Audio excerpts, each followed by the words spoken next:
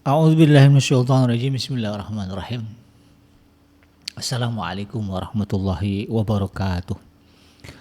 Alhamdulillahirabbil alamin wa bihi nasta'in. Ala umuri dunya waddin wassalatu wassalamu ala asrafil anbiya'i wal mursalin sayyidina Muhammadin wa ala alihi wa ashabihi ajmain. Ya alimallahumma alimna ma yanfa'una wa anfa'na bima 'allamtana wa zidna ilma wa aranal haqqa haqqan warzuqna ittiba'ah wa aranal batila batila warzuqna ijtinabah. Rabbana zidna ilman warzuqna fahman warizqan thayyiban wa amalan mutaqabbalan ya ghafur rabbana innana amanna faghfir lana dzunubana wa qina adzabannar. Amma ba'd. Alhamdulillah, segala puji dan syukur adalah milik Allah, Tuhan semesta alam yang telah menciptakan kita, dan karena rahmat dari Allah kembali kita berjumpa di channel YouTube iDream TV dalam program Tarbiyatul Aulad, ya, di mana insyaallah kita akan coba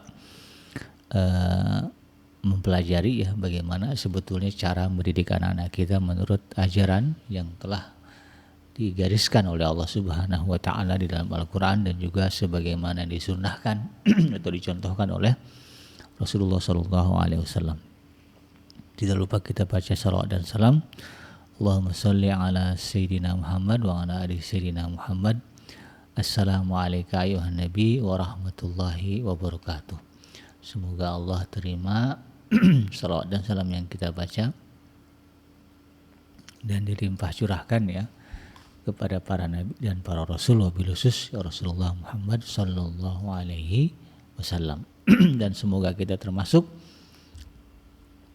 ke dalam kelompok orang yang akan berbahagia ketika berjumpa dengan Allah nanti di yaumul mahsyar, dijauhkan dari siksa api neraka, dimasukkan ke dalam surga, dan dipertemukan dengan Rasulullah sallallahu alaihi wasallam.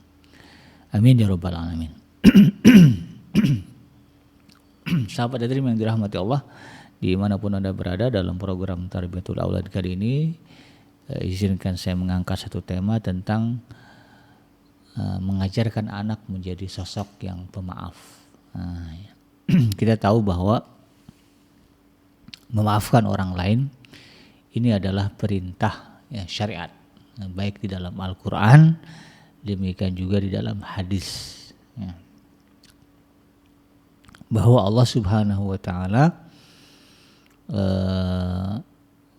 mewajibkan kepada kita sebagai seorang muslim yaitu sifat pemaaf ya, karena Allah juga adalah zat yang maha pemaaf. Kita bisa bayangkan kalau Allah ya bukanlah zat atau Tuhan yang pemaaf, kita habis ya, rata kita nih ya, di alam dunia ini ya.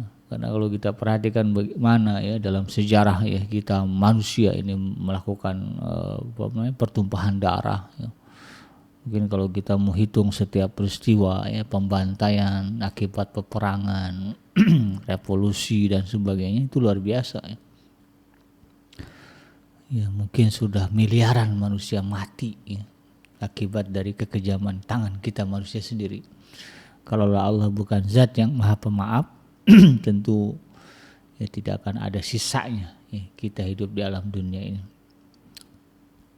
Tapi karena Allah adalah zat yang maha pemaaf, Allah berikan kita tangguh, Allah berikan kita waktu untuk kemudian memperbaiki kesalahan kita, meluruskan kebengkokan kita, untuk kemudian apa yang kita sesuaikan dengan syariat yang benar. Kalau Allah bukan pemaaf ya salah aja kita gitu ya, udah ya, dihukum gitu kan. Tapi Allah karena Allah pemaaf, salah kita, Allah kasih kita kesempatan untuk bertobat, Allah kasih kita kesempatan untuk berbuat baik. Even sekalipun kalau kita perhatikan bagaimana Firaun ya dengan segala kekejamannya, dengan segala kekurang ajarannya sebagai makhluk, dengan mengatakan ana rabbakumul a'la ya, dia berani mengatakan aku adalah Tuhan kalian yang paling tinggi ya, padahal dia manusia gitu kan, dia perlu makan, dia perlu minum gitu kan, dia perlu ke WC gitu ya. Tapi dia sanggup mengatakan ana rabbakumul a'la. Allah kasih kesempatan untuk bertobat ya. Bahkan diutus seorang nabi, dua orang nabi yang diperintahkan untuk menyampaikan dakwah kepada dia dengan kalimat yang lemah lembut ya, wa qulu wa qul lahu qawlan layyina, dan ucapkanlah kepada Firaun itu perkataan yang lembut. Gitu kan. Itulah bukti Allah itu Maha Pemaaf. Maka kita sebagai makhluk Allah ya, juga harus punya sifat pemaaf. Ya.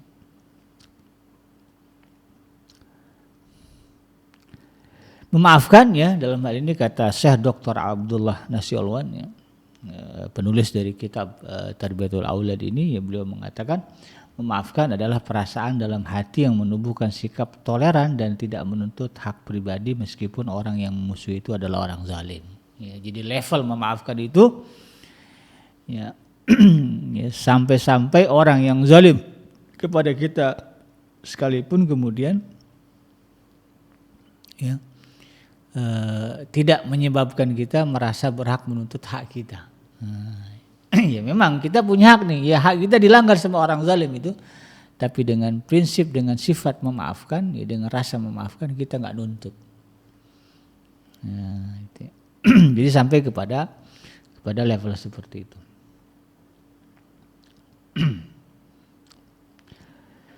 Di dalam surah Al-Baqarah ayat yang ke-237 Allah Subhanahu wa taala berfirman, wa in talaqtumuhunna min qabli an tamassuhunna wa qad faradtum lahunna faridatan fanisfu ma faradtum illa ayya'funa. Ini ada perintahnya, illa ayya'funa au ya'fu alladhi biyadihi ya. Jika kamu menceraikan istri-istrimu sebelum kamu bercampur dengan mereka, pada sungguhnya kamu sudah menentukan maharnya, maka bayarlah 1/2 dari mahar yang telah kamu tentukan itu, kecuali jika istri-istrimu itu memaafkan atau dimaafkan oleh orang yang memegang ikatan nikah. Dan Allah tegaskan di sini, wa anta'fu aqrabu littaqwa. Kata Allah Subhanahu wa taala, memaafkan itu atau pemaafan itu adalah lebih dekat kepada takwa. Ini memang kalau lihat kontekstual ayatnya kan ini berbicara hubungan suami istri. Tetapi pada quote pada penggalan ayat berikut ini Allah mengatakan wa anta'fu aqrabu littaqwa. Ya. Kalau kamu memaafkan, ya sesungguhnya pemaafan itu adalah lebih dekat kepada takwa. Jadi salah satu ciri atau indikasi besarnya ya, atau tingginya, dalamnya ketakwaan kita kepada Allah adalah bagaimana kemudian kita bisa memaafkan orang lain. Bagaimana kita bisa memberikan maaf kepada orang lain. Apalagi kalau dalam ayat ini ya kontekstualnya kan suami istri gitu kan. Maka pemaafan yang paling penting, yang paling utama adalah yang kita berikan kepada keluarga kita. Berapa banyak orang yang sanggup memaafkan orang lain ya, mungkin anak buahnya, bosnya gitu kan. Nggak apa-apa lah bos ini, kita maafin aja gitu kan. Tapi kemudian nggak sanggup memaafkan, yang memberikan maaf kepada keluarga, kepada pasangannya, kepada anaknya, kepada orang tua, kepada mertua gitu kan. Ya itu ya. Nah, jadi di sini kita harus berubah mindset kita ya. Keluarga kita ya, dalam hal ini ya bisa jadi orang tua, anak, mertua, ya, ipar ya. Mereka adalah orang yang lebih berhak mendapatkan pemaafan dan pemakluman kita. Jangan sampai justru ya orang lain kita maafkan, kita maklumi, tetapi kemudian keluarga kita, ya, kerabat kita, anak kita, mertua kita, menantu kita kemudian tidak mendapatkan kemaafan dari kita karena mungkin kesalahan dan kealfaan mereka. Nah, jadi Allah menegaskan ya, sifat maaf ini ya, adalah sifatnya orang-orang yang bertakwa kepada Allah Subhanahu wa taala.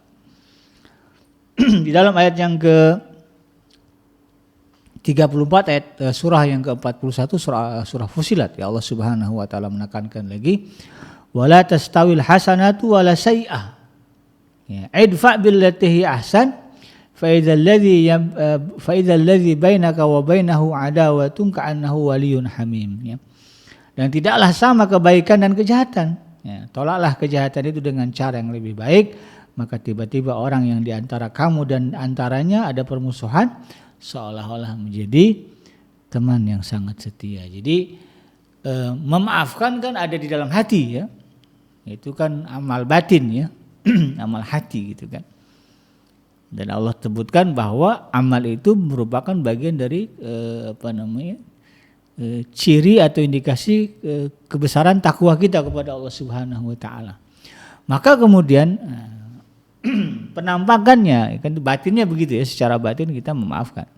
Nah, secara zahir, ukurannya ya, sedalam apa kita memaafkan orang lain. Nah, ini ya, sebesar apa maaf yang kita berikan kepada mereka, ini indikasinya.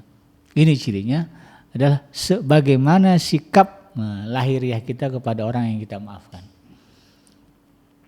Ya, kalau misalnya ya, kalau dalam ayat kan sampai disebut sebagai ka'annahu waliyun hamim. Ya, antara kamu dengan mereka yang kamu musuhi, yaitu atau ada permusuhan dengan mereka, seolah-olah teman yang baik, teman yang akrab. Udah jelas kita dizolimin sama tuh orang, orang tahu, ya bapak tuh dizolimin sama tuh orang ya. Tapi kemudian sehari-harinya ketika berinteraksi seolah-olah kita nggak pernah ada masalah. Bahkan lebih dari itu seolah-olah kita teman baik dia. Nah, itu level Rasulullah Shallallahu Alaihi Wasallam gitu ya. Bagaimana Rasulullah dulu ya dimusuhi, dicela, bahkan diperangi. Tapi ketika berjumpa dengan mereka yang memusuhi dan mencela itu, maka Rasulullah Shallallahu Alaihi Wasallam menunjukkan sifat yang baik, ya. Bahkan seolah-olah orang ini adalah teman baik Rasulullah Shallallahu Alaihi Wasallam. Itulah yang kemudian membuat ya sosok-sosok ya tokoh-tokoh kafir Quraisy ya kemudian menyatakan keislaman mereka kepada Rasulullah. Ya ada ada Sayyidina Khalid bin Walid ya, ada Sayyidina Amr bin As kan, mereka ini tokoh-tokoh yang permusuhannya kepada Rasulullah keras. Tapi ketika berhadapan langsung itu kan dan nyata nih kezaliman mereka kepada Rasulullah. Tetapi ketika mendengar dari orang, Rasulullah akan memaafkan kalian kok. Rasulullah akan memperlakukan kalian dengan baik. Dibuktikan ketika datang Rasulullah nggak marah, bahkan senyum menyambut, melupakan ya, sebagaimana yang terjadi pada Sayyidah Hindun ya, binti Uqbah yang dengan teganya kan membelah dada Sayyidina Hamzah gitu ya. Tapi pada akhirnya kemudian Rasulullah melupakan itu dan memaafkan Sayyidah Hindun. Sehingga Sayyidah Hindun kemudian berbalik ke 180 derajat ya, dari pembenci Rasulullah kepada orang yang mencintai Rasulullah. Ibu rumah buah berhalanya itu yang dia sembah dihancurkan dengan kesadaran itu kan. itu pangkalnya dari rasa maaf yang diberikan Rasulullah ya. Jadi dalam hal ini ya, kemaafan yang kita berikan kepada orang lain ya, itu akan mendatangkan kemaslahatan yang besar, ya, kebaikan yang besar ya. Oleh karena itu kemudian ya penting bagi kita untuk menanamkan ya ke dalam diri anak-anak kita sifat ya, atau rasa pemaaf ya, atau kebiasaan untuk mudah memaafkan orang lain. Bahkan di dalam surah Al-Furqan ya, surah yang ke-25 ayat yang ke-63 Allah menyebutkan wa ibadur rahmanil ladzina yamshuna 'alal ardi hauna wa idza khatabahumul jahiluna qalu salama. Dan hamba-hamba Tuhan yang Maha Penyayang itu ialah orang-orang yang berjalan di atas muka bumi ya dengan rendah hati, dan apabila orang jahil menyapa mereka mengucapkan kata yang mengandung keselamatan ya. Wa idza khatabahumul jahiluna qalu salama. Ketika bertemu dengan orang yang jahil ya, sebagaimana lazimnya orang jahil kan kalau ngomong asal nyablak gitu ya. Kalau bersikap sesuka hatinya gitu kan ya, semau mereka maka orang yang di dalam dadanya ya besar ketakwanya kepada Allah, maka besar juga kemaafannya. Maka ketika mereka berinteraksi dengan orang-orang yang seperti itu, tetap saja yang keluar dari lisan mereka adalah kata-kata yang mengandung keselamatan. Ya. Jadi bukan ujaran kebencian, ya, tapi adalah kata-kata mengandung keselamatan. Doa, ya sekurang-kurangnya doa. Makanya orang Arab itu kalau marah ya sama orang lain ya, dinahan marahnya itu dengan menggunakan kalimat Allah ya hadik, semoga Allah memberikan kamu hidayah. Ya. Ini yang juga harus kita ambil sebagai pelajaran ya bagi kita. Karena memang Allah Subhanahu wa taala meminta kita seperti itu. Maka tidak salah kalau kemudian ya, kita punya slogan Islam adalah ajaran ya, yang sifatnya rahmatan lil alamin, menjadi rahmat, menjadi kasih sayang bagi semesta alam. Karena prakteknya begini ya, sampai orang jahil sekalipun kalau berinteraksi dengan seorang muslim, yang dia dapatkan adalah ucapan-ucapan yang mengandung keselamatan. Di dalam surah Al-Imran ayat yang ke-134 lebih jelas lagi ya. Surah Al-Imran surah yang ketiga ayat yang ke-134 Allah menegaskan alladzina yunfikuna fis sarra'i wad dharra'i wal kaziminal ghaidha wal 'afina 'anil nasi wallahu yuhibbul muhsinin. Ya. Kalau tadi Allah sebut orang yang suka memaafkan itu adalah orang yang ketakwaannya besar ya. Wan takfuhi aqrabul taqwa ya. Pemaafan itu adalah dekat kepada takwa. Maka di dalam ayat 134 surah Al-Imran ini Allah menegaskan bahwa orang yang suka memaafkan orang lain ya, menahan amarah ya, dan memaafkan kesalahan orang lain, mereka adalah Allah sebut sebagai muhsinin, orang yang berbuat baik ya. Allazina yunfikuna fis sarra, yaitu mereka yang menyedekahkan ya, menafkahkan hartanya di jalan Allah dalam keadaan sempit. Wad-dharra'i juga dalam keadaan lapang gitu ya. Fis sarra dalam keadaan lapang dan juga di wad-dharra juga dalam keadaan sempit. Wal kaziminal ghaidh, dan mereka suka ya, mampu menahan amarah mereka. Wal 'afina 'anil nas, dan juga memaafkan kesalahan orang lain. Wallahu yuhibbul muhsinin, Allah mencintai orang-orang yang baik. Jadi ya, salah satu ciri orang-orang yang disebut sebagai muhsin, ya, orang-orang yang berbuat baik adalah kemampuannya mengendalikan emosi supaya tidak meledak, ya, supaya tidak keluar. Ya. Lalu kemudian kemampuannya memaafkan kesalahan orang lain. Nah, guru saya waktu di pesantren dulu ketika membahas ayat ini, supaya kita bisa memaafkan orang lain maka tahan amarah. Nah, ya, jadi kalau kita pengen mampu mengamalkan perintah memaafkan kepada orang lain ketika marah dengan orang itu, maka marah ini ditahan, jangan dikeluarkan. Kalau kita berhasil menahan amarah, maka insya Allah ya mudah kita memaafkan orang. Tapi kalau marah sudah keluar, susah nanti maafin orang. Apalagi kemudian kemarahan kita berbuntut kebencian, pertengkaran, udah dah jadi musuh abadi itu ya. Berapa banyak orang yang kemudian bermusuhan ya seumur hidup mereka gara-gara pertengkaran. Pertengkaran terjadi karena ketidakmampuan menahan amarah kan gitu ya. Karena orang kalau udah berantem kan yang keluar kan macam-macam ya, bahasanya, kalimatnya, kata-katanya sudah tidak terkontrol, yang pada akhirnya kemudian muncullah kalimat kita putus ya, sampai mati, nggak bakalan dianggap lagi, kita bukan, nggak ada lagi sejarah kita pertemuan. Banyak yang begitu kan. Nah ini yang kemudian kita harus pahami, jangan sampai terjadi kepada diri kita.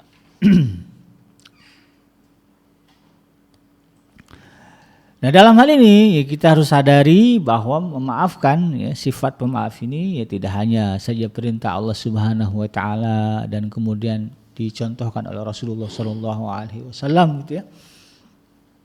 Bahkan kalau kita perhatikan para sahabat Rasulullah sallallahu alaihi wasallam adalah pribadi-pribadi yang besar ya, besar sifat maafnya, besar rasa maafnya kepada mereka yang dianggap menzalimi dan memusuhi. Nah, ya. Oleh karena itu kemudian penting bagi kita untuk mengajarkan ini kepada anak-anak kita ya, agar anak-anak kita menjadi pribadi yang juga pemaaf ya. Besar rasa maafnya kepada orang lain. Di dalam kitab Tarbiyatul Aulad ini ya Syekh Dr. Abdullah Nasirulan ya menukilkan beberapa kisah ya tentang bagaimana ya para sahabat ya, Rasulullah SAW betul-betul ya, menjadi sosok ya pribadi yang besar maafnya ya, dan itu mereka lakukan karena kecintaan mereka kepada Allah dan Rasulnya. Ya bukan karena keterpaksaan, bukan pula karena ingin dipuji, tidak, tapi lebih karena memang ketaatan mereka kepada Allah dan Rasulnya. Yang paling masyhur itu bagaimana kisah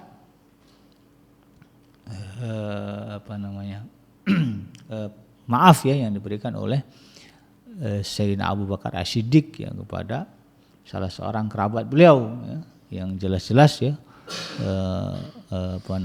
menyebarkan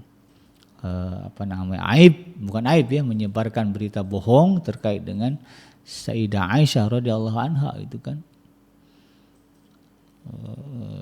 Sayyidina Abu Bakar dalam posisi bingung karena Rasulullah memberikan jawaban ya berdasarkan wahyu apa yang sesungguhnya terjadi antara putrinya dengan salah seorang sahabat Rasulullah gitu kan. Sayyidah Aisyah juga udah mengharu biru menangis itu kan karena merasa difitnah gitu. Dan itu adalah ujian ya dari Allah Subhanahu wa taala di dalam rumah tangga Rasulullah dan juga kehidupan kaum muslimin. Kaum muslimin terpecah itu, ada yang percaya Sayyidah Aisyah selingkuh gitu ya. Ada yang tidak percaya gitu kan. Tapi Rasulullah ya menunggu wahyu nih ya. Dan ternyata kemudian Allah membela Sayyidah Aisyah ya.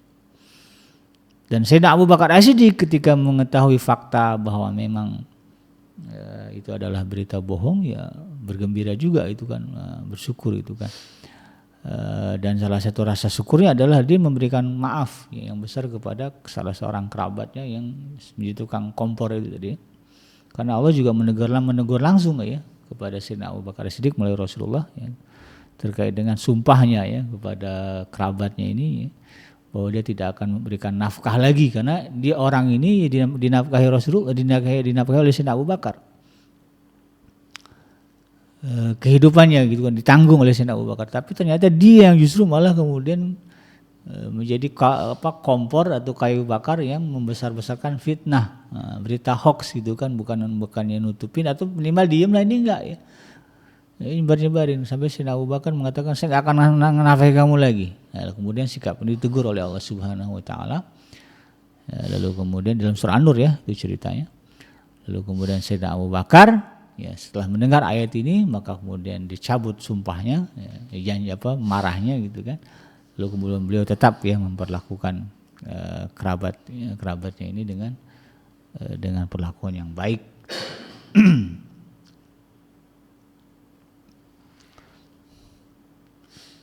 Demikian juga ya sahabat yang lain ya seperti Sayyidina Umar Ibn Khattab ya, juga adalah sosok-sosok yang beliau adalah pribadi yang juga pemaaf gitu kan.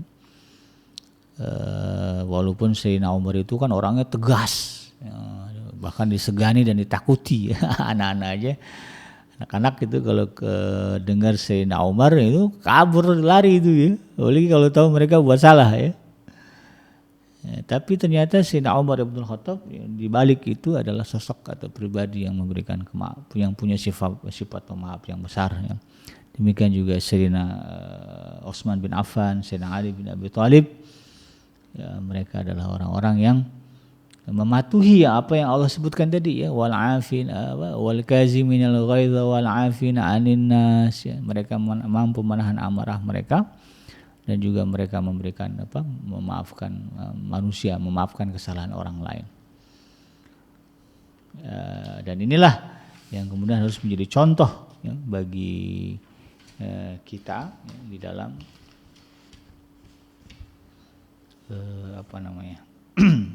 di dalam menjalankan ya, kehidupan kita ya. Jadi nyata ya bagaimana sahabat-sahabat orang-orang di zaman Rasulullah yang kemudian mereka ya terbukti ya, mampu menjadi sosok atau pribadi yang memiliki sifat maaf yang besar, dan ini ya merupakan sifat maaf ini ya sahabat itu bagian dari perwujudan akhlak yang mulia. Nah, ya, kalau Allah Subhanahu wa taala kan menegaskan tuh ya di dalam surah Al-Qalam, surah Al-Qalam ayat yang keempat, wa innaka la'ala khuluqin azim, sesungguhnya engkau Muhammad adalah benar-benar berbudi pekerti yang agung. Ya, salah satu keagungan akhlak Rasulullah SAW adalah rasa maaf yang begitu besar kepada siapapun. Ya, beliau menghukum atas hukum Allah ya, dan selebihnya beliau maafkan. Ya, kalau Allah sudah memutuskan hukum dia gitu kan, ya dihukum gitu kan. Kalau misalnya hukuman mati sekalipun dijalankan. Tapi selebihnya kalau tidak ada perintah itu, maka Rasulullah SAW kemudian lebih memilih untuk memaafkan.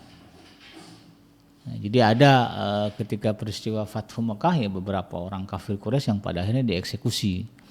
Eksekusi itu ya karena bukan Rasulullah nggak mau memaafkan, karena memang Allah yang nggak maafin gitu kan, ya, atas kejahatan besar mereka ini.